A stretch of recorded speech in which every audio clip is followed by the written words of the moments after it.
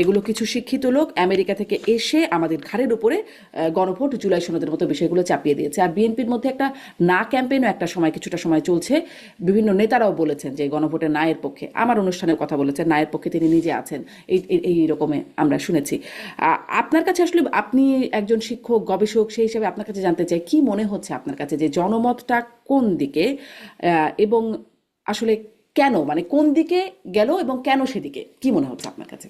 না স্যারটা এই মুহূর্তে একেবারে একদিকে হেলে পড়াটা বলা মুশকিল। আপনি যেমন বলছিলেন, তো আমরাও তো একটু খবর রাখছি, বোঝার চেষ্টা করছি, এবং গত কয়েকদিনে আপনি সঠিক বলছেন, গত কয়েকদিনে পার্টিকুলারলি 3-4 দিনে এই হুম। গণভোটের বিষয়টা আবার আমরা সবাই আলোচনা করছি, টকশোতে লেখালেখি হচ্ছে, রাজনীতিবিদরা কথা বলছে।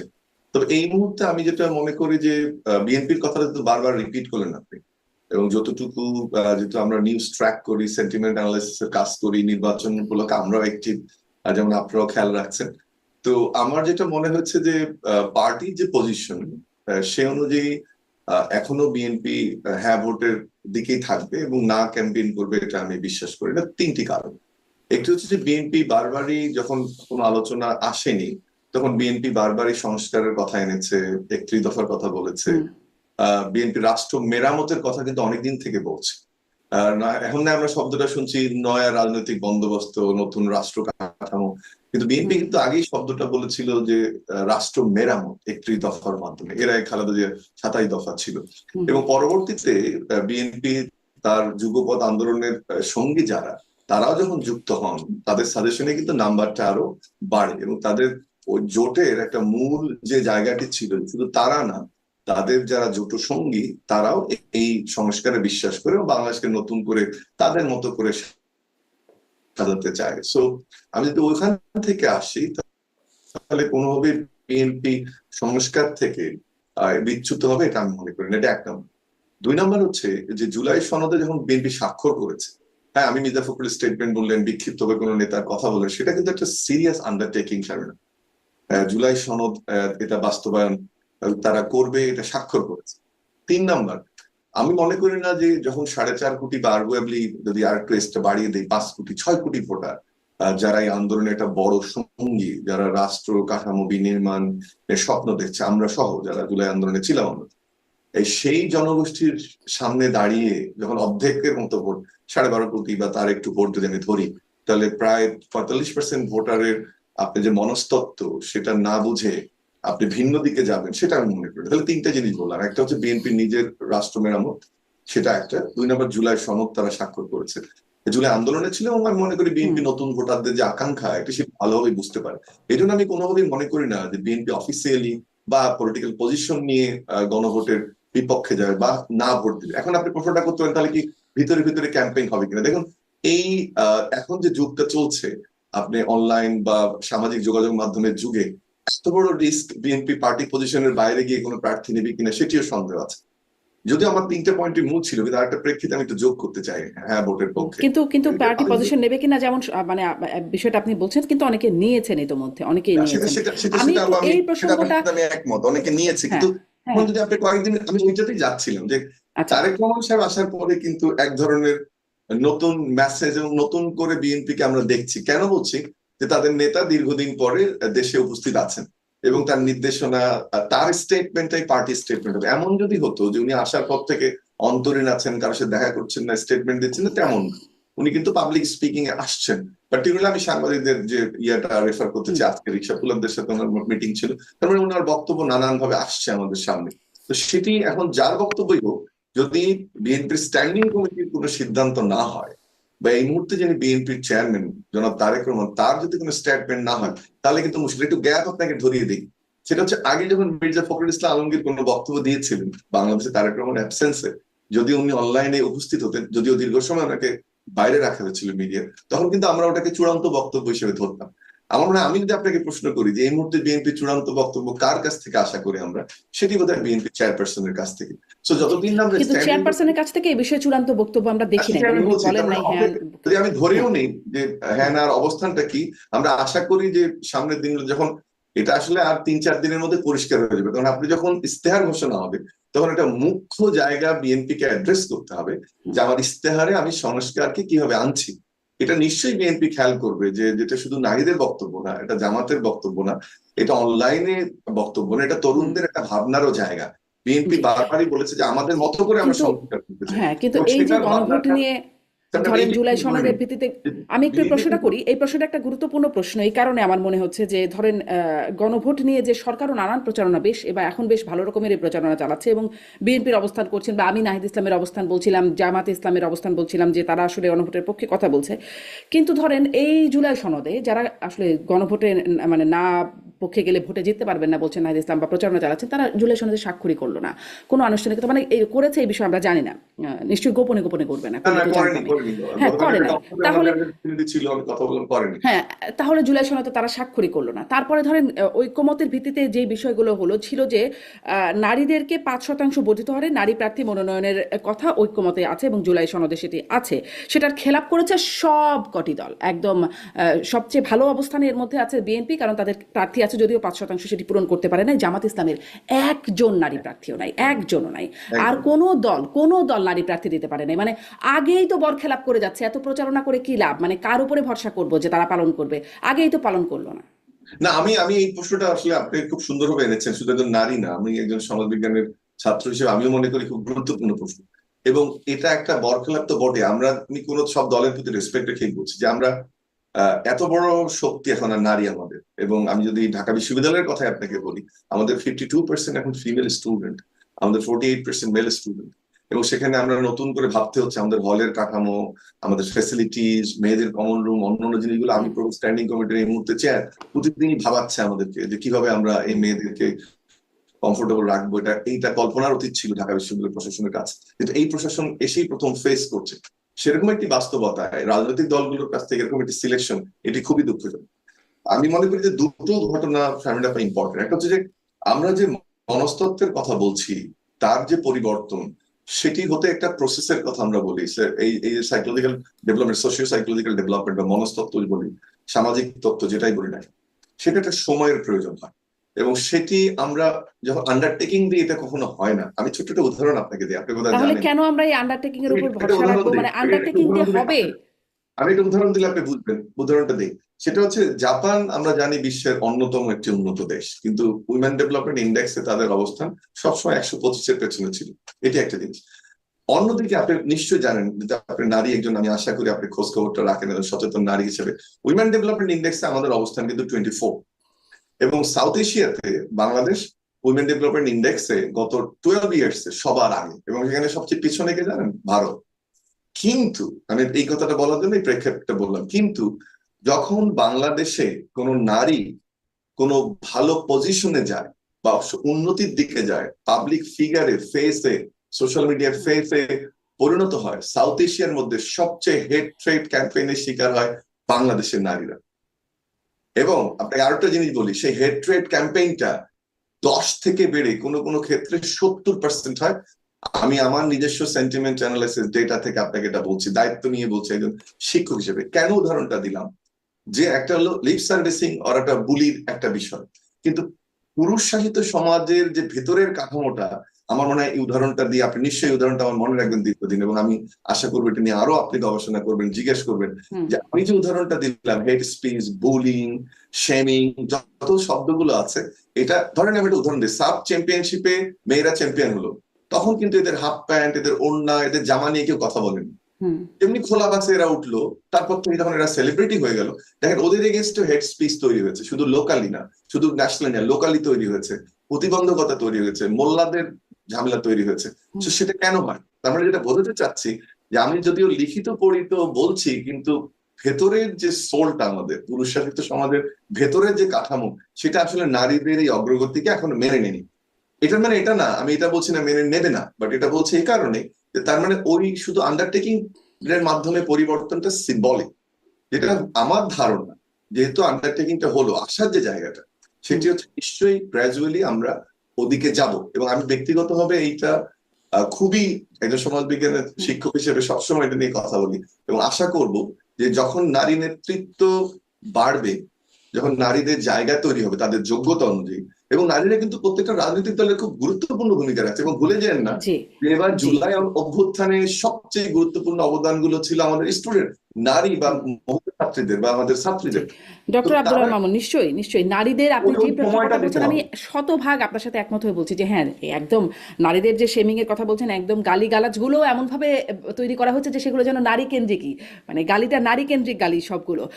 সেদিকে কিন্তু মানে নারীবাদ বা নারীর কি অবস্থা দেশে সেটা নিয়ে এখন কথা বলি না, কথা বলি এটাতে যে ঐক্যমত, যদি মানে জুলাই সনদের কথা বলি, যদি বলি গণভোট, মানে এটা তো একটা মানে হ্যাঁ না কেন দেব, পালন করবে বলেই তো দেব। তো যারা পালনই করে না সেটার পক্ষে হ্যাঁ বলেই কি হবে আর না বলেই কি হবে, মানে পালন যে করে না আগেই দেখিয়ে দিয়েছে তারা। এরকম যদি একটা বিষয় আমি দেখলাম, মানে আমি পড়ছিলাম বলেই আসলে বললাম যে তারা তাদের এই অবস্থা। সেজন্যই আসলে কাদের উপর ভরসা করে গণভোটে হ্যাঁ দেবে, গণভোটের প্রচারণা করে কি হবে যখন আগেই যাওয়ার আগেই বরখেলাপ, সেটা নিয়ে কথা বলছিলাম। আবু আলম শহীদ খান আমাদের সঙ্গে যুক্ত হয়ে গেছেন ইতোমধ্যেই। আবু আলম শহীদ খান, একটু ক্যামেরাটা যদি আম, একটু রোটেট করেন আপনি, তাহলে আপনাকে ভালোভাবে দেখা যাবে। এখন একটু বাঁকা হয়ে আছেন আর কি, এটা এটা ভালো হবে। আহ, জি করেন। আমি আসলে একটু গণভোট নিয়ে কথা বলছিলাম। আবু আলম সাহেবকে আপনার ফ্রেমটা ঠিক হয় নাই, আর আপনাকে শুনতেও পাচ্ছি না। আনমিউট করতে হবে। হ্যাঁ,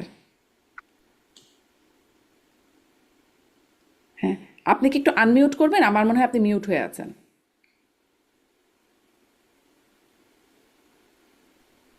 এখন ঠিক আছে? একদম ঠিক আছে। জনাব আবু আলম শহীদ খান, আমি কথা বলছিলাম ডক্টর আব্দুল আল মামুনের সাথে যে গণভোট প্রসঙ্গে ইদানিং যে কথাটা হচ্ছে, দেশীয় দেশীয় কথা হচ্ছে, বিদেশিদের সাথেও কথা হচ্ছে, গণভোটে হ্যাঁ পক্ষে সরকার প্রচারণা চালাচ্ছে। আপনার কাছে কি মনে হচ্ছে জনভোট মানে জনরায়টা আসলে কোন দিকে?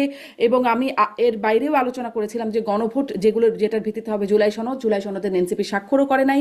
গণভোট মানে স্বাক্ষরের এছাড়াও যে বিষয়টা আছে, যে যেই বিষয়গুলো একমত হয়েছিল তার মধ্যে 5% নারীর মনোনয়ন দেওয়ার কথা ছিল, সেটিও এখনো মানে কোনো দল সেটি করে নাই, মানে সেটির বরখেলাপ করেছে। ফলে আগেই তো একটা বরখেলাপ হয়ে গেল কিনা, খেলাপ হয়ে গেল কিনা যেই ঐক্যমতের, তাহলে আসলে কাদের উপর বা কেন ভরসা করবো, আমি আসলে এই প্রশ্নটা করছিলাম।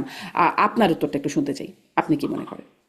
প্রথমত হচ্ছে যে গণভোটের যে আয়োজন এবং যে প্রশ্ন, এটা আমার পক্ষে বোঝা এখনো সম্ভব হয়নি। আমি পড়ার চেষ্টা করেছি, বোঝার চেষ্টা করেছি, আমি এখনো বুঝতে পারিনি।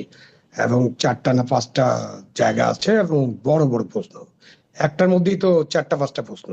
তা আপনি এগুলো আমাদের দেশের যে ভোটাররা আছে, 12 কোটি 13 কোটি ভোটার যারা আছেন, তারা বুঝবেন কিনা এবং বুঝতে পারবেন কিনা, কিভাবে বুঝবেন, এটা আমার কাছে খুবই বোধগম্য নয়।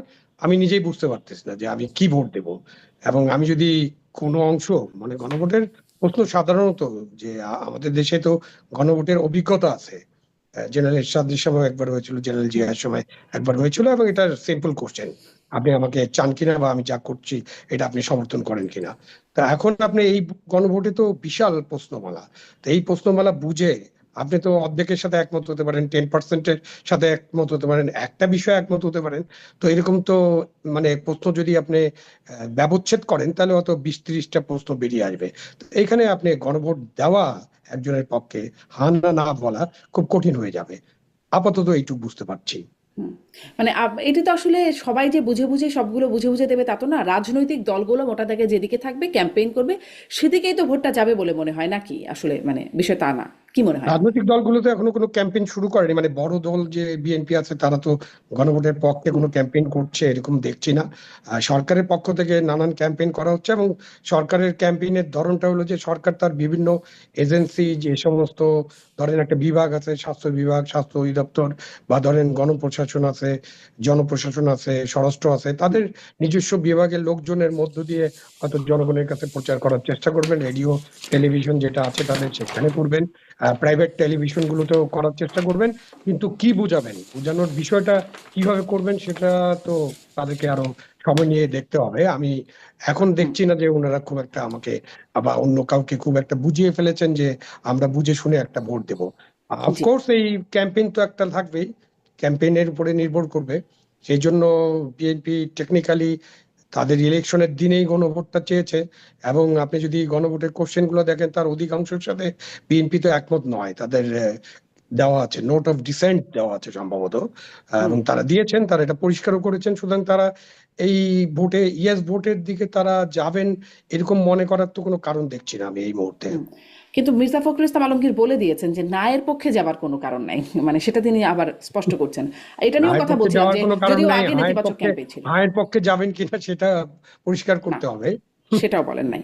জি, আমি এই বিষয়ে একদম শেষ মন্তব্য ডক্টর আব্দুল্লাহ মামুন আপনার কাছ থেকে শুনে আমি আরো কয়েকটা প্রসঙ্গে একটু যেতে চাই ডক্টর মামুন। না, আমি খুব স্ট্রংলি মনে করি যে বিএনপির রাজনৈতিক সিদ্ধান্তের ক্ষেত্রে বিএনপি হা ভোটের দিকে যাবে না, এই বক্তব্যটি মোটেও গ্রহণযোগ্য না। এবং একই সাথে এই মুহূর্তে যেটা আপনি মির্জা ফখরুলকে কোট করলেন, সেটি বিএনপির অফিসিয়াল স্টেটমেন্ট, যদি স্ট্যান্ডিং কমিটি বা তারেক রহমান যেহেতু চেয়ারম্যান, তার মুখ থেকে না আসে, তখন পর্যন্ত স্পেকুলেশন আমি বিশ্বাস করছি না। পার্টিকুলারলি যে একটু আগে যে কারণটা আমি বলেছি, যে তরুণ ভোটারদের যে আকাঙ্ক্ষা, এখানে শহীদ ভাই আছেন, ওনার যে আকাঙ্ক্ষা, আমার যে আকাঙ্ক্ষা, তার বিপক্ষে সরাসরি বিএনপি গিয়ে অবস্থান নেবে যে না ভোটকে প্রমোট করে, এটা বিশ্বাস করি এটা খুবই আত্মঘাতী বিএনপির সিদ্ধান্ত হবে। আমি জি, সেই জায়গাতে আশাবাদ সেই রাখতে জায়গাটা আপনি একটু আগে বলেছেন যে না আমি ভোটের মানে বিএনপি তরুণদের না কথা করবো। বারবার আপনি বলছেন ডক্টর মামুন, আপনি তরুণদের কথা বারবার বলছেন, যে তাদের আকাঙ্ক্ষার কথা বলছেন।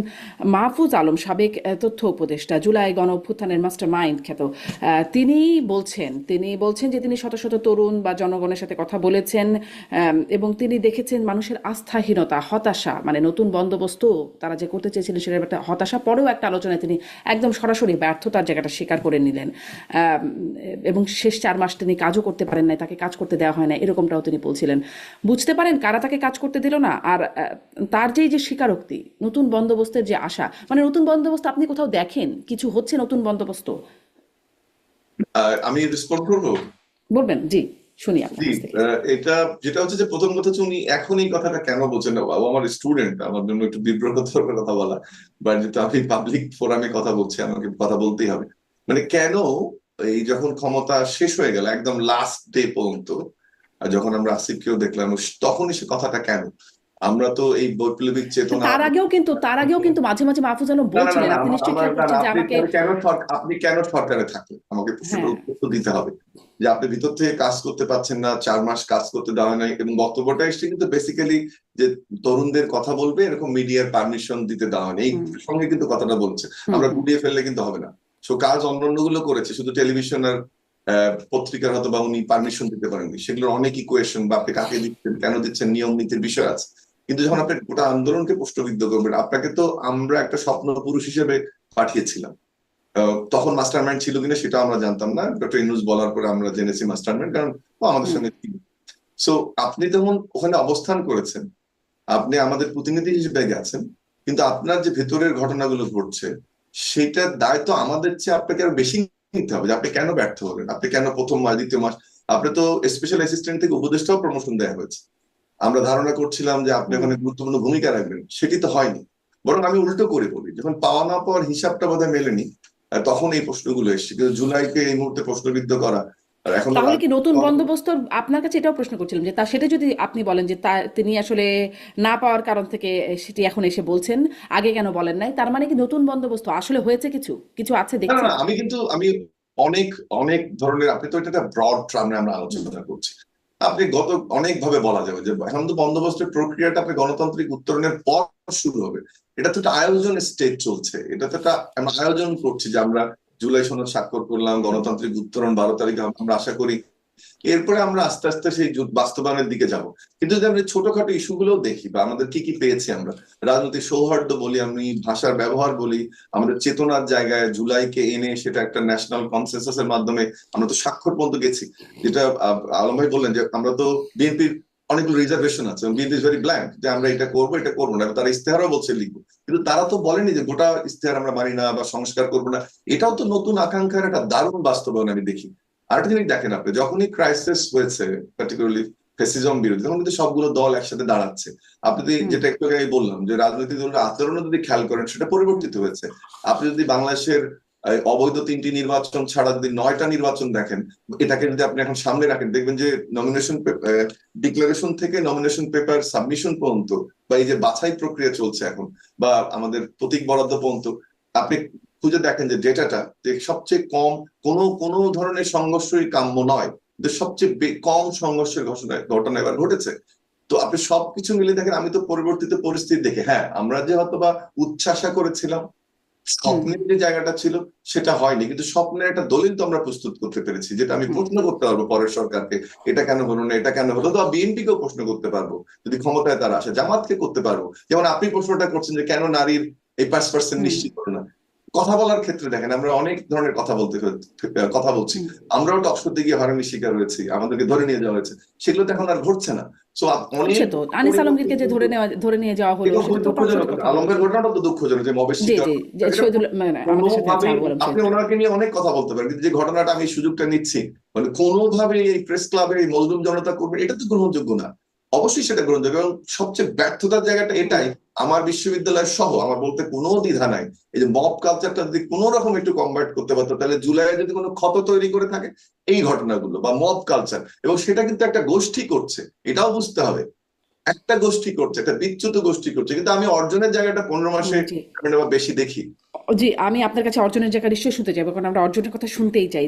কিন্তু মানে এই যে গোষ্ঠী তৈরি করছে, সরকার কি করছে এবং রাজনৈতিক দলগুলো এর বিপক্ষে বলছে কিনা, এই যে যেটির কথা আপনি বলছেন ক্ষত তৈরি করেছে, জনাব আবু আলম শহীদ খান আপনি নিজেও পার্সোনালি ভিকটিম, সেই হিসাবেও আপনি বলবেন যে প্রথমে যদি ওটা একটু বলে নেন যে নতুন বন্দোবস্তের জায়গা কি দেখেন। মাহফুজ আলম তিনি কিন্তু একটা ব্যর্থতা স্বীকার করে নিচ্ছেন, আপনি আসলে দেখেন কিনা? না, একটা সরকার যখন চলবে, সেটা যে ধরনের সরকারই হোক, সেটা স্বৈরাচারী সরকার হোক, ফ্যাসিস্ট সরকার হোক, গণতন্ত্রের মুখে ফ্যাসিবাদী সরকার হোক, সামরিক বাহিনীর সমর্থন পুষ্ট সরকার হোক, তত্ত্বাবধায়ক সরকার হোক, কিংবা এই যে অন্তর্বর্তীকালীন সরকার এখন যেটা চলছে, একটা সরকার যখন চলবে তখন তার সফলতা ব্যর্থতা থাকবে এবং সেটার একটা মূল্যায়ন তো হবেই।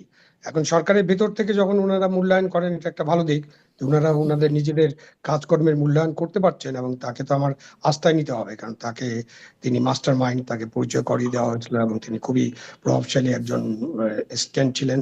পরবর্তী তাকে প্রমোশন দিয়ে উপদেষ্টা বানানো হয়েছে। তিনি যখন বলেন যে তিনি কাজ করতে পারেননি এবং বিগত 4 মাস, মানে তার হুম। পদত্যাগের আগে 4 মাসে তাকে কাজ করতে দেওয়া হয়নি, তখন এগুলো তো একটা প্রশ্নের উদ্রেক করবে স্বাভাবিকভাবেই।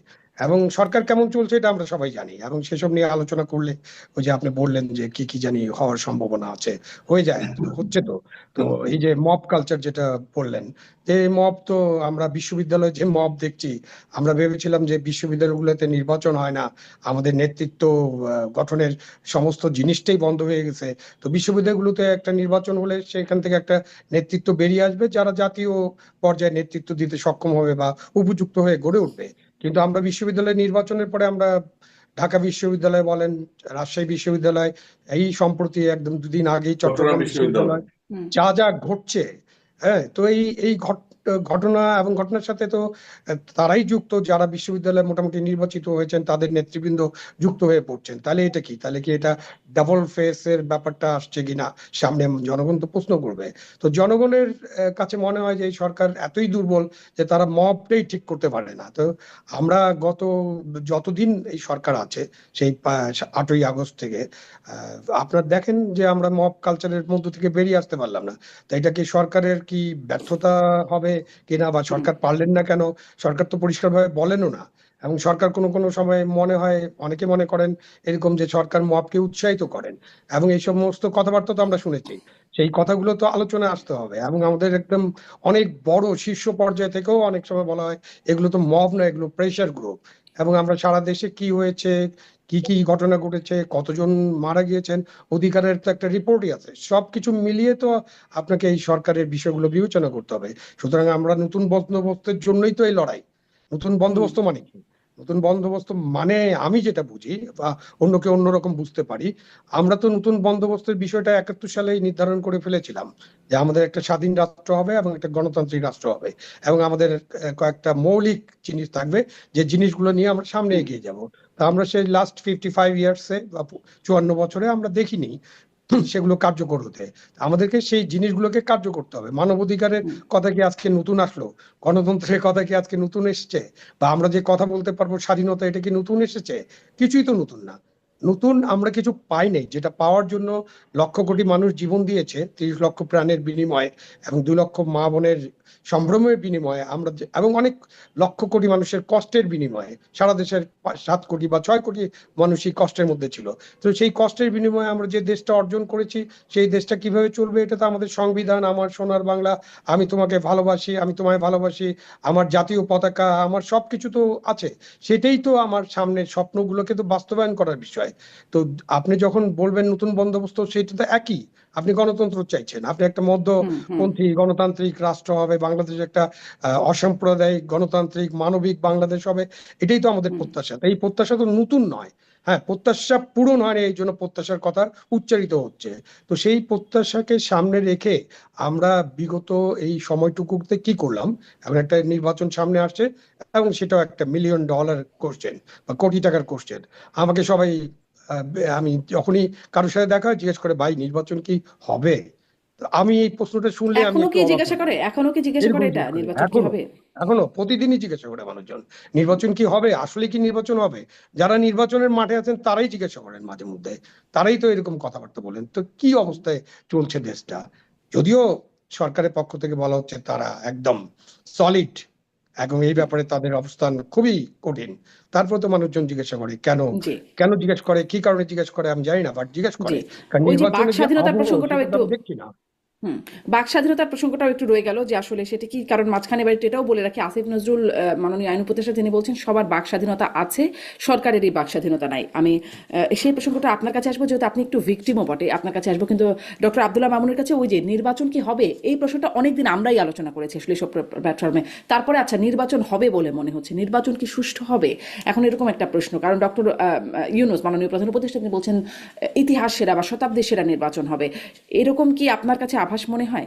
একটু ছোট্ট করে যদি শুনি। আমি আমি আমি মানে মাঝখানে যেটা ছিল শৈবের মতো আমাকে অত জিজ্ঞেস করতো নির্বাচন কি হবে। আমি গত গত 1-2 সপ্তাহে প্রশ্নটা কম পাচ্ছি আমার হুম স্টুডেন্টরা সবার কাছ থেকে, বরং যেটা একটু বেশি পাচ্ছি আপনার দ্বিতীয় প্রশ্নটা, সেটা হচ্ছে যে শান্তিপূর্ণ সুষ্ঠু নির্বাচন হবে কিনা।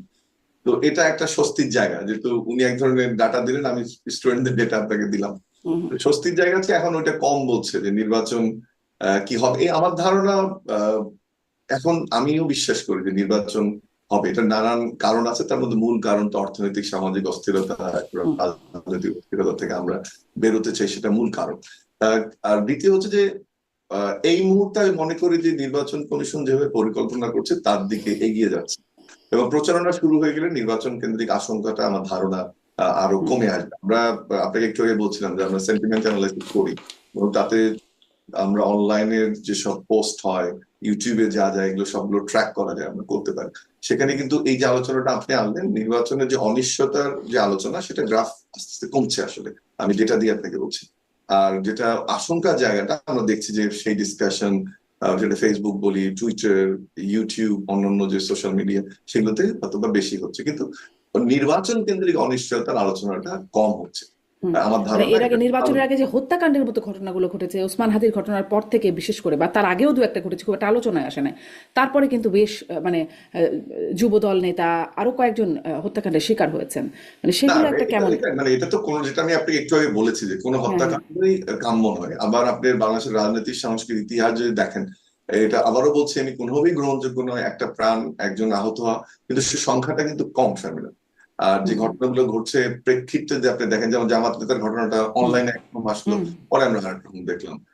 আমি সবার ওই পরিবারের প্রতি সমবেদনা রেখেই বলছি, কিন্তু তদন্ত করতে হবে, নিশ্চয়ই অন্যান্য কারণ থাকবে, স্পেসিফিক কারণ থাকবে, কিন্তু আমাদেরও দায়িত্ব কিন্তু একটা আছে যে আমরা মিডিয়াতে যারা কথা বলছি, যে এইসব হত্যাকাণ্ড, এইসব ঘটনাকে যেন নির্বাচনের দোলাচলে এনে নির্বাচনকে অনিশ্চয়তার দিকে একটা প্রশ্নবোধক চিহ্ন তৈরি করে না দেয়, সেদিকে মিডিয়ারও একটা ভূমিকা রাখবে। গণতান্ত্রিক উত্তরণ দরকার, যে না আলোচনাটা আমরা না হয় না যেটা দিলাম, কিন্তু কম। যারা করছে তারা যদি সে উদ্দেশ্যে করে, তাহলে আরো যদি একটা জিনিস করে। দেখেন, আমি আমি আপনাকে বলি, আমি সম্প্রতি রংপুর থেকে আসলাম আমাদের দেশের বাড়িতে। ঢাকায় বসে আপনারা যেমন নির্বাচন দেখছেন, এলাকায় কিন্তু আপনি তো আমেরিকাতে, আমি জানি না আলম ভাই গেছেন কিনা, বাট ওখানে কিন্তু আমি নির্বাচনের একদম মানে পুরো জমজমাট নির্বাচন দেখছি। আমি আয়োজন রংপুরে দেখছেন। গেলাম, আমার দুটো জি আসনে জি। আমার আমি ওই যে ওই প্রশ্নটা আবু আলম শহীদ খানের কাছে রয়ে যাচ্ছে, বাক স্বাধীনতার জায়গাটা, কারণ বলছিলাম যে এটা নিয়ে একটু কথা বলবো, কিন্তু আর একটা নির্বাচন নিয়ে যেহেতু হচ্ছে, এটা একটু জিজ্ঞাসা করে ফেলি যে একটা নিরপেক্ষ নির্বাচন হবে, এক শতাব্দীর সেরা নির্বাচন হবে সেরকমটা জানি, কিন্তু মানে আমরা দেখছি যে প্রধান উপদেষ্টা তো শুরুতেই বলেছিলেন না, যখন এনসিপি গঠন হলো তার আগেই তিনি তাদেরকে পরামর্শ দিচ্ছেন, তরুণদের ছাত্রদের, তিনি তাদের পৃষ্ঠপোষকতা করছেন, তিনি তাদের প্রাধান্য দিচ্ছেন, প্রধান তিনটা দলের মধ্যে করে একদম জাতিসংঘ সফর পর্যন্ত নিয়ে যাচ্ছেন। সেই বিষয়গুলো যেমন ছিল, এখনো দেখলাম যে উচ্চশিক্ষা বিষয়ক একটা সম্মেলন, সেখানে তিনি বলছেন যে তরুণরা যে গঠন করেছে আগামী নির্বাচনে তিনি নিশ্চিত যে তাদের অনেকেই জয়ী হবেন, এবং জয়ী হলে কি হবে সেটার বিষয়ে তিনি বলছেন। সেই তরুণদের লিডারদেরকে এই সম্মেলনে আমন্ত্রণ জানানোর কথাও তিনি বলছেন। একদম ছোট্ট করে কি একটু ডক্টর মামুন আপনি বলবেন যে নিরপেক্ষ অবস্থান কি আপনি দেখছেন এটা? না, আমি এটা আপনার প্রসঙ্গটা তুলেছেন, এটা খুবই দুঃখজনক। আমি খুব নিউট্রাল ভিউ থেকে বলছি যে একাডেমিক হিসেবে আপনি তফসিল ঘোষণার পরে এটা এক ধরনের, আমি কন্টেম অফ কোর্ট হয়, বাট এখানে এই শব্দটা বলবো না, কন্টেম অফ ভ্যালুজ অথবা নর্মস আর স্ট্যান্ডার্ড, আপনি এটা বলতে পারেন না। এবং আপনি এই পর্যন্ত বলতে পারতেন, হয়তোবা মেনে নিতাম যে দল গঠন করেছে, স্বাগত জানাই এটা, কিন্তু আপনি এটা বলতে পারেন না, কারণ অনেক ধরনের কথা আমরা শুনছি, ডিপ স্টেট শুনছি, গভর্নমেন্টের ভূমিকার কথা শুনছি। তখন যখন আপনি বলবেন যে অনেকে জয়ী হয়ে আসবে, এই অনেকে জয়ী হওয়ার নিশ্চয়তা আপনি কিভাবে দেখছেন? How do you know that? এবং ওনার মতো একজন, আমি স্যারের প্রতি এবং তিনি নিশ্চিত, এবং উনি নিশ্চিত শব্দটা ব্যবহার করছেন। আপনি এই প্রসঙ্গটা আনলেন, এরপরে আরেকটা টক শোতে যাচ্ছে, আমার কাছে বলে রাখা হয়েছে যে এই প্রসঙ্গে আলোচনা করবে। সো এটা কোনোভাবেই কাম্য নয়, এবং এই জিনিসগুলোই কিন্তু সমস্যা তৈরি করবে। কারণ এটার জন্ম এমন একটা আতুর ঘরে, এই সংগঠনটির, সেটা একটা প্রশ্ন রয়ে গেছে, নানান রকম কথা হচ্ছে, এর মধ্যে এই ধরনের বক্তব্য এই সংগঠনের জন্য ক্ষতিকর। তবে এই জোটবদ্ধ হওয়ার পরে এই কটা কথা ওনার বলা উচিত ছিল, যে যাদের সাথে জোটবদ্ধ হলো, আমি জামাত ইসলামের কথা সরাসরি বলছি, যে আদৌ এটার অপমৃত্যু ঘটলো কিনা, বা এই যে দান্দিকতা, স্বাধীনতা, অনেক বড় বড় কথা, দ্বিতীয় রাষ্ট্র তৃতীয় রাষ্ট্র, সেটা গিয়ে আবার যাদের সঙ্গে জোট বাঁধলো, তাদের যে চেহারা আমরা দেখছি, এবং নারী কথা বললেন, একজনকে নমিনেশন দিয়েছে, সেটাই এবার দলটার অস্তিত্ব ভবিষ্যতে কিভাবে টিকে থাকবে, এটা একটা প্রশ্নবোধক চিহ্ন। আবু আলম শহীদ খানের কাছে শুনে আপনার অবস্থানটা একদম স্পষ্ট। জনাব আবু আলম শহীদ খান, নিরপেক্ষ নির্বাচন হবে সেই ইঙ্গিত দেখছেন? মানে প্রধান উপদেষ্টার বক্তব্যকে আপনি কিভাবে দেখেন? না, প্রধান উপদেষ্টার বক্তব্যের ব্যাপারে তো মামুন একদম ক্লিয়ারলি এটাকে ব্যবচ্ছেদ করেই দিয়েছেন। সুতরাং ওনার বক্তব্য আর আমার বক্তব্য একই, যে প্রধান উপদেষ্টা এইভাবে এটা বলতে পারেন না, কেন উনি এখন একটা, যেহেতু নির্বাচন দিয়েছেন, উনি কোনো দলের প্রতি কিছুটা স্নেহ প্রকাশ পায়, এটাও উনাকে অ্যাভয়েড করতে হবে। এখন উনি তো অনেক কথা বলেন, সুন্দর করে কথা বলেন, এখন উনার যেটা মনে আসছে সেটাই বলছেন। এখন তার মনে যদি একটা দলের জন্য আপনার স্নেহ ভালোবাসা থাকে, সেটা উনি প্রকাশ করে ফেললে সেটা তো একটা তার নিরপেক্ষতা নিয়ে কথা হবে। হয়তো তেমন বেশি কিছু আলোড়ন হবে না, কারণ এর ফলে কি বাংলাদেশের ভোটাররা কি ওনার কথা শুনে কাউকে ভোট দেবেন নাকি হঠাৎ করে, এরকম তো নাও হতে পারে। সুতরাং ওনার না বলাটাই ভালো ছিল, বাট বলে ফেলছেন। এখন ওনাকে আপনি দেখেন ক্ষমা সুন্দর দৃষ্টিতে দেখতেই তো পারেন, যে বাক স্বাধীনতা আছে তো, সুতরাং বলেই ফেলি, আমরা অনেক কথাই বলি। ওনার বাক স্বাধীনতা যদি আনবে, ওনার বাক স্বাধীনতার লাগাম থাকতে হবে। আমাদের বাক স্বাধীনতা, ওই যে প্রাচীন স্যার বলছেন, কিন্তু ওনার বাক স্বাধীনতার লিমিট থাকতে হবে। তো আমি দুঃখিত কথার মাঝখানে ঢুকে গেলাম, বাট ওনার এই মুহূর্তে কথা বলাটা তো আমরা অনেক কিছুকে ধরে নেব, এই মুহূর্তে নির্বাচনকে আশা করবো যে উনি ধরনের কথা বলা থেকে বিরত থাকবেন। জি, হ্যাঁ, সেটা আশা করা যেতে পারে, কিন্তু উনি তো এনসিপির জন্ম এবং ওনার হাতেই তো জন্ম, সুতরাং এনসিপি কে তো উনি জন্ম দিয়েছেন, এনসিপি তো উনার দল। এসব কথা বলার জন্য আবার জেলখানায় যাইতে হয় কিনা আমি চিন্তা করছি, যে বাক স্বাধীনতা, আমি তো বেরিয়েছি, আবার যদি এইসব কথা নিয়ে আলোচনা করতে থাকি, তারপর দেখা যাবে যে না, ওনাকে আবার ভিতরে পাঠান, সেটা তো ঘটে যেতে পারে। এই যে আমাদেরকে আসিফ নজরুল সাহেব যেটা বলেছেন, উনি আমাদেরকে তো এই ইয়াটা দেন নেই, যে আমরা কি নিয়ে আলোচনা করতে পারি, কি আলোচনা করলে ওনাদের অসুবিধা হবে না। তো এইরকম অনেক জিনিস ঘটছে না। আর শারমিন বারবার বলছিল যে আমি একটা ভিকটিম, আমি ভিকটিম হিসেবে এখানে কথা বলছি না, আমি ওটাকে আলাদাভাবে রাখছি। ওটা তো আলাদা জিনিস, ওটা একটা পৃথক জিনিস। যা হয়েছে, এখনো কথা বলতে হবে। যে আমরা যদি কথা বলি, নিশ্চয়ই আমি মনে করি যে নো, একজন প্রধান উপদেষ্টা এইভাবে বলতে পারেন না একটা দলের ব্যাপারে। বাট আমি এটাও মনে করি যে প্রধান উপদেষ্টার কথায় ওই দলের কিছু লোক নির্বাচিত হয়ে আসবেন, উনি যেরকম নিশ্চিত, এরকম নিশ্চিত হওয়ার কোনো কারণ নেই। যদি না কোনো ইঞ্জিনিয়ারিং করা হয়, সেরকম নিশ্চিত হওয়ার কোনো কারণ নেই। আবার জিততেও পারে, না জেতার কোনো কারণ আছে এরকম মনে করি না। বাট এটা তো জনগণ ভোট দেবে। আপনি যেদিন ভোট শেষ, ভোট কাউন্ট না করা পর্যন্ত আপনি তো এইভাবে কিছুই নিশ্চিত হতে পারেন না। সেটাই তো গণতন্ত্র। এখন আমরা গণতন্ত্রের নতুন ভাবে দেখছি কিনা, নতুন গণতন্ত্র এরকম হবে কিনা, সেসব নিয়ে আলোচনা হতে পারে। এবং অনেক অনেক অনেক বিষয় আছে, কিন্তু সেগুলো আলোচনা আসতে হবে। আপনি ডক্টর আসিফ নজরুল যেমন বাক স্বাধীনতার কথা বলছেন, জি, যেটার কথা আপনি তুলছিলেন জনাব আবুল শহীদ খান, ডক্টর আসিফ নজরুল যেমন বাক স্বাধীনতার কথা বলছেন, ওই একই সাথে তিনি কতগুলো বিষয় আরো বলছেন। তিনি বলছেন যে যে যদি মানে সরকারের যে সমালোচনা, এই যে আমরাও করছি নানান কিছু, সেটির বিষয়ে তিনি বলছেন এখন 10টা জিনিসের মধ্যে সরকার যদি 4টা জিনিস করে, সেই 4টা স্বীকার করে বাকি 6টা করতে পারেনি, সেটার জন্য সমালোচনা করলে সমস্যা নাই, কিন্তু একদম কিছুই দেখবেন না, কিছুই হয়নি। এখন যখন রেসপন্সিবল পজিশনে থাকা লোকজন বলেন, তখন খুব দুঃখ লাগে যে আসলে কি সৎভাবে সমালোচনা করেন। মানে এই সমালোচনা করাটাতে মানে তিনি একটু দুঃখ পান যে 6টা না হওয়াটাকে আমরা দেখি, 4টা হয়েছে সেটা আমরা কেন দেখি না। আমার তখন মানে এর আগেও একদিন এই বিষয়টি একটু তুলছিলাম যে সাবেক প্রধানমন্ত্রী যিনি ভারতে এখন আশ্রিত আছেন, তিনি বলেছিলেন যে কর্ণফুলী টানেল উদ্বোধনের সময় যে যারা উন্নয়ন দেখে না তাদের চোখের ডাক্তার দেখানো উচিত, মানে চোখ নাই এরকম একটা কিছু কি যেন তিনি বলছিলেন, যে চোখ নষ্ট, তাদের চোখের ডাক্তার দেখাতে পারেন। মানে এখানেও মানে সমালোচনা যে নিতে না পারা, এখানে কি কোনো মিল দেখেন নাকি আপনি এই কেসটাকে ডিফারেন্ট করবেন আগের কেসের চাইতে? সরকারে গেলেই একটা মানে চোখের চিকিৎসা করার দরকার হয়, উনাদের চোখের চিকিৎসা করার দরকার নেই। মিডিয়া তো সমালোচনা করার জন্য, মিডিয়া কি সারাক্ষণ প্রশংসা করতে থাকবে নাকি? মিডিয়ার কাজই হলো সরকারের যে সীমাবদ্ধতা আছে, ত্রুটি বিচ্যুতি আছে, ভুল আছে, এইসব নিয়ে আলোচনা করা, যেমন আমরা এখন আলোচনা করছি। এটাই তো আমাদের আলোচনা হবে। আমরা এখানে তাদের একদম প্রশংসায় ভাসিয়ে দেওয়ার তো কোনো কারণ নেই, এবং এটা সরকার প্রত্যাশা করে যে তাদের অনেক অনেক প্রশংসা করা হোক। এটা সব সরকারই মনে হয় চায়, সরকারে গেলেই মানুষজনের আচার আচরণে এটা হয়। তো আসিফ নজরুল সাহেবকে আপনি শোতে আনেন, আমাদের সাথে উনি কথা বলুক, আমরা সরাসরি কথা বলতে পারি। উনাকে জিজ্ঞেস করতে ইচ্ছা হয় যে উনি বিগত সরকারের সময়, ফ্যাসিবাদের সময় উনি কয়টা ভালো জিনিস দেখেছিলেন। হ্যাঁ, দেখেছিলেন, কিছু কিছু ভিডিও আমরা দেখি মাঝে মাঝে। উনি বঙ্গবন্ধুর অনেক ভালো ভালো জিনিস দেখেছিলেন, বঙ্গবন্ধুর অনেক প্রশংসা করেছেন, অনেক কথা বলেছেন। বাট এই যে সরকারের যখন সমালোচনা হয় নানান বিষয়ে, তখন আমরা তো ভালো জিনিস কাউকে দেখি না আসলে, কেন সমালোচনাই। এবং সেই সমালোচনা করা হয় এই জন্য যাতে সরকার ঠিক মতো তার দায়িত্ব পালন করতে পারে। ওইটা যখন সরকার বুঝতে পারবে, তখন এই ধরনের কথাবার্তা বলা থেকে তারা বিরত হবে। আমাদেরকে অনেক অনেক দিন হয়তো এগুলোই শুনতে হবে। আপনারা যারা মিডিয়াতে আছেন, আমরা যারা কথা বলি, আমরা সমালোচনা করি, অথবা আমরা একটা অ্যানালাইসিস দাঁড় করানোর চেষ্টা করি, আমাদেরকে এই দোষটা অনেক অনেক দিন, অনেক বছর যাবত হয়তো শুনতে হবে, ভবিষ্যতে শুনতে হবে। এটা নিয়ে জি, আমাদের দুঃখ পাওয়ার কিছু নেই। জি, জনাব আবুল শহীদ খান, আপনাকে ধন্যবাদ। ডক্টর আব্দুল আল মামুন, আসিফ নজরুল যেটাতে দুঃখ পাচ্ছেন সেই বিষয়ে একটু আপনার কাছ থেকে শুনবো। তিনি আরো একটা কথা বলছেন যে সরকার কি করেছে, মানে ভালো কাজের মধ্যে যা করতে পেরেছে তার মধ্যে একটা তিনি বলছেন সরকার, অন্তর্বর্তী সরকার ভারতীয় আধিপত্যবাদ মুক্ত করেছে বাংলাদেশকে। এটা কি সম্ভব হয়েছে আসলে? যদি সম্ভব হয় তাহলে কেন এখনো ইনকিলাব মঞ্চ বা এবি মানে ইনকিলাব মঞ্চই তো এখনো আন্দোলন করছে, ভারতীয় আধিপত্যবাদের বিরুদ্ধে আন্দোলন করছে।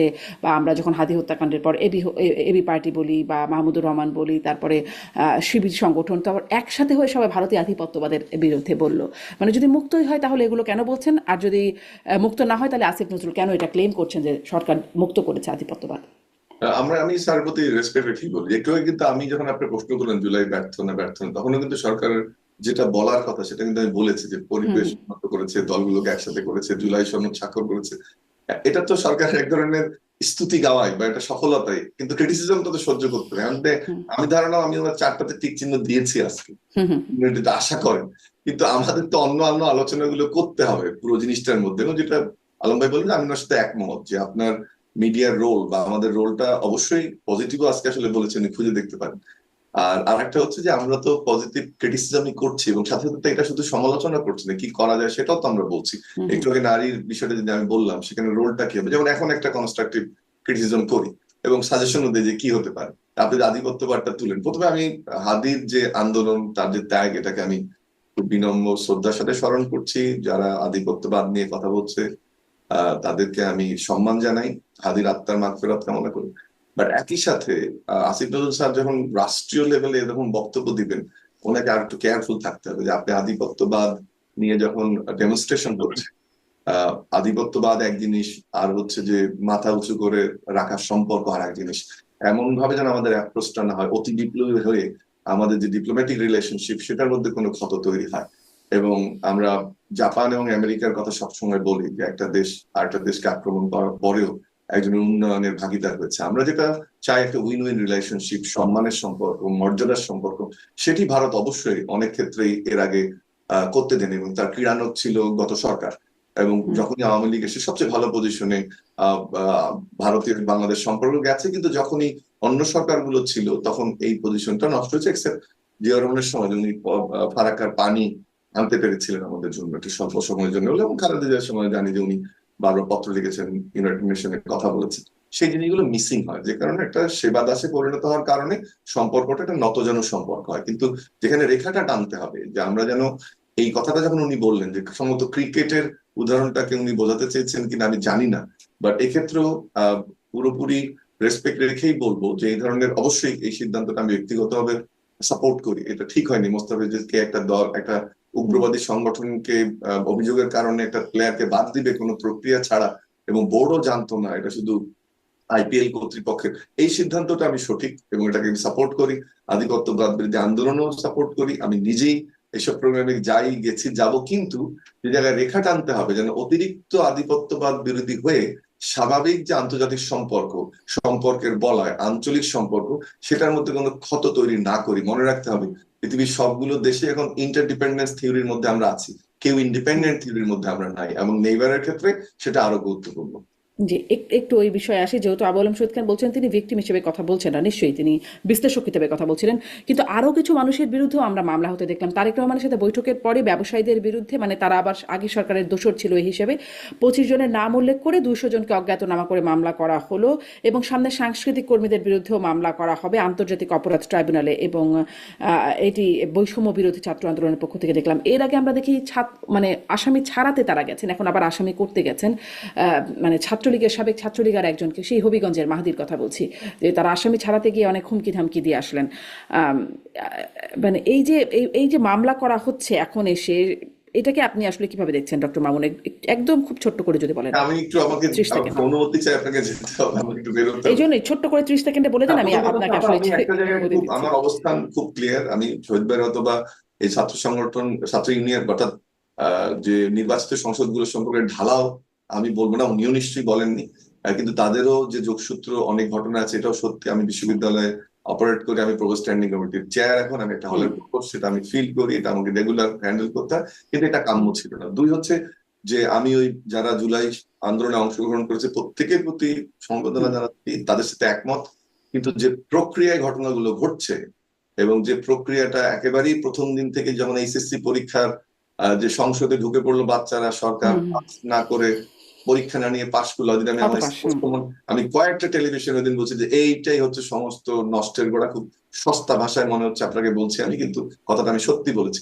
ওই যে শুরু হলো, এটা সরকার পারেনি। এবং এই যে অতি বিপ্লবী আচরণ যখন আমি করছি, তাহলে আমি একটা নতুন বন্দোবস্তের কথা কি এটা বলছি যে আমি জুলুমের, আমি মবের, আমি শক্তির জায়গায় যাব, না আমি একটা নিয়মতান্ত্রিক সমাজ আমি দেখতে চাই? আওয়ামী লীগ পুলিশ বাহিনীকে ব্যবহার করেছে, র্যাবকে ব্যবহার করেছে, গোয়েন্দা সংস্থাকে ব্যবহার করেছে কোনো কোনো ক্ষেত্রে, তাহলে তারাও একটা শক্তি প্রয়োগ করে ক্ষমতায় ছিল। আমরা তো ওটা থেকে মুক্তি চেয়েছি। এখন যদি সেই আইন শৃঙ্খলা রক্ষাকারী বাহিনীর যে শক্তির অপব্যবহার, পুলিশের যে অপব্যবহার, সেই দায়িত্ব যদি আমি তুলে নিই, অবশ্যই আমি কিন্তু আগেই আবারও বলছি যে কোনো কেউ কারো অবৈধ গ্রেপ্তার, জুলাই আন্দোলন হোক, যার হোক, এটা কোনোভাবেই সাপোর্ট করি না। জুলাই আন্দোলনের একজন আমি শিক্ষক হিসেবে এটা সাপোর্ট করি না। কিন্তু যে আচরণটির বহিঃপ্রকাশকে আপনি প্রশ্ন করছেন, আমি একেবারেই শহীদ ভাইয়ের ভয় ভীতি থাকতে পারে, আমি ভয় ভীতি না রেখেই বলছি যেটা কোনোভাবেই গ্রহণযোগ্য নয়, এবং এটা একটা থামানো দরকার। এবং একটা কথা বলে যেহেতু আমি বের হয়ে যাবো, একটা কথা বলে শেষ করি। আমরা আশা করছিলাম যেটাকে গভর্নমেন্ট অ্যাড্রেস করবে এবং নির্বাচন পর্যন্ত এটা নিঃশেষ হবে, কিন্তু এই ধরনের ঘটনাগুলো কিন্তু নির্বাচনের সময় আমাদের যে আইন শৃঙ্খলা বাহিনীর প্রস্তুতি, সেটা কখনোই নির্বাচনে আইন শৃঙ্খলা নিশ্চিত করে না। এটা করে সোশ্যাল কন্ট্রাক্ট, অথবা নির্বাচনের মাঠে যেমন প্রার্থীরা থাকে তাদের এক ধরনের পলিটিক্যাল কন্ট্রাক্টের মাধ্যমে। 4 জন পুলিশ 3 জন আনসার, এটা কিছু করে না। এই ধরনের ঘটনাগুলো নিঃশেষ হওয়া উচিত ছিল, বা এই অধ্যায়গুলো শেষ হয়ে যাওয়া উচিত ছিল। খুব দুঃখজনক যেটা আপনি আনলেন সামনে, যে এই ঘটনাগুলো আবার নতুন করে মাথাচাড়া দিচ্ছে কিনা, এবং সেটা সরকার যা করেছে করেছে, কিন্তু এখন যেন শক্ত হাতে এই বিষয়গুলোকে হ্যান্ডেল করা। অনেক ধন্যবাদ ডক্টর আব্দুল আল মামুন। আপনি লিভ নিতে পারেন, আমি একই প্রশ্ন নিয়ে। জি, অনেক ধন্যবাদ আপনাকে। আপনিও ভালো থাকবেন। জি, আবু আলম শহীদ খান, আপনার কাছেও এই প্রসঙ্গটা একটু যাই, যে এই যে মামলাগুলো আবার, মানে অনেকগুলো মামলা হয়ে গেছে ব্যবসায়ীদের বিরুদ্ধে, সাংস্কৃতিক কর্মীদের বিরুদ্ধে হবে, আসলে এই বিষয়টা কেমন হচ্ছে?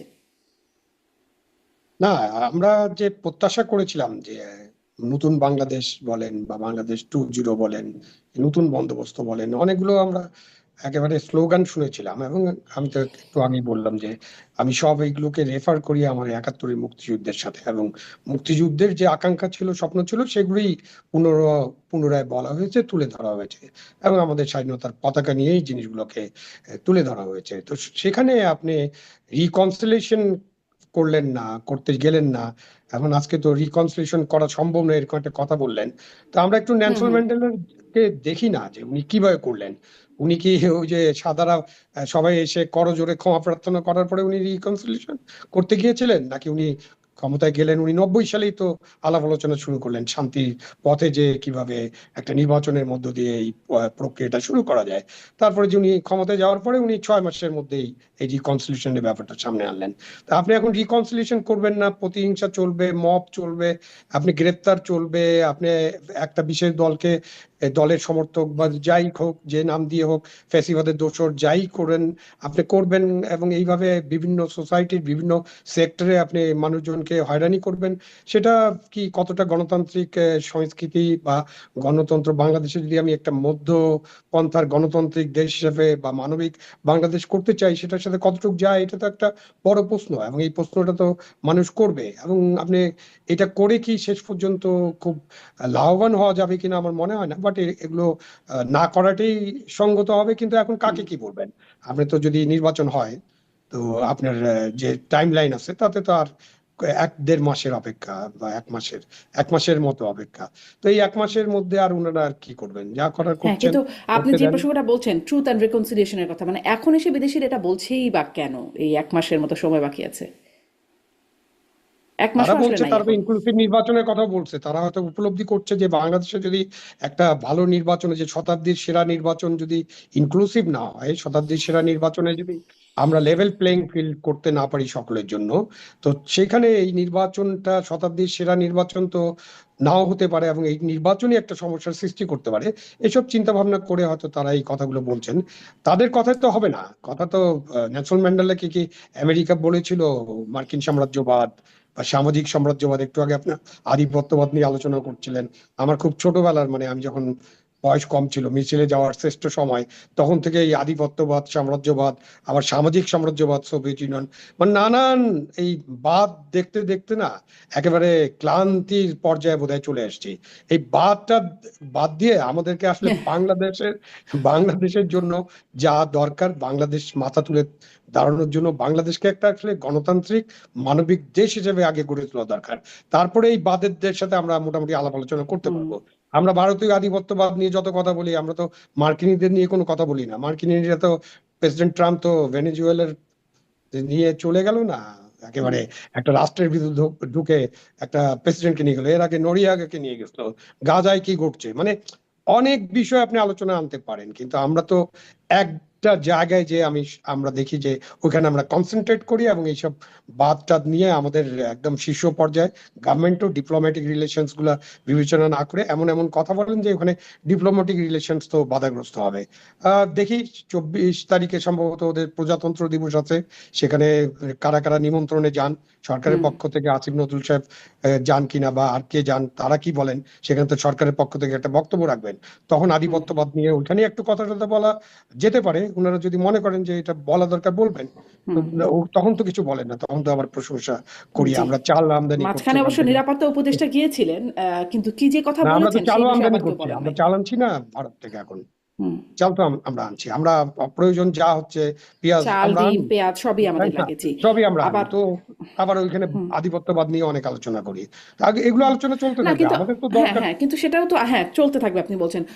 মানে ব্যবসা বাণিজ্যের জায়গায় ব্যবসা বাণিজ্য হবে, তাই বলে তো আধিপত্যবাদ যদি এই যে বাদ, সেই বাদ তো আর থাকতে পারে না। সেটাও তো একটা বিষয়। নিশ্চয়ই আপনি যেটি বলছেন 24 তারিখে দেখা যাক আসলে কি হয়, কারণ সেই আলোচনার কিছু আমরা জানতে পারি নাই, শুধু জেনেছি গুরুত্বপূর্ণ বিষয় আলোচনা হয়েছে, সেটি কি সেটি আমরা জানতে পারি নাই। অজিত দোভাল আর